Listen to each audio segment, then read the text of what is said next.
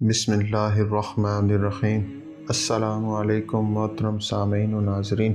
حضور صلی اللہ تعالی علیہ وآلہ وسلم کی بچپن کی ادائیں۔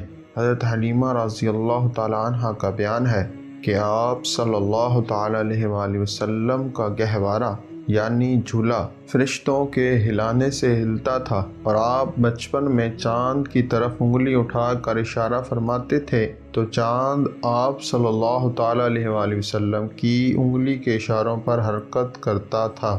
جب آپ کی زبان کھلی تو سب سے اول جو کلام آپ کی زبان مبارک سے نکلا وہ یہ تھا: اللہ اکبر، اللہ اکبر، الحمدللہ رب العالمین، وسبحان اللہ بقرۃ وصیلہ۔ بچوں کی عادت کے مطابق کبھی بھی آپ صلی اللہ تعالی علیہ وآلہ وسلم نے کپڑوں میں بول و براز نہیں فرمایا، بلکہ ہمیشہ ایک معین وقت پر رفع حاجت فرماتے۔ اگر کبھی آپ صلی اللہ تعالی علیہ وآلہ وسلم کی شرمگاہ کھل جاتی تو آپ رو رو کر فریاد کرتے، اور جب تک شرمگاہ نہ چھپ جاتی آپ کو چین اور قرار نہیں آتا تھا۔ اگر شرمگاہ چھپانے میں مجھ سے کچھ تاخیر ہو جاتی تو غیب سے کوئی آپ کی شرمگاہ چھپا دیتا۔ جب آپ اپنے پاؤں پر چلنے کے قابل ہوئے تو باہر نکل کر بچوں کو کھیلتے ہوئے دیکھتے، مگر خود کھیل کود میں شریک نہیں ہوتے تھے۔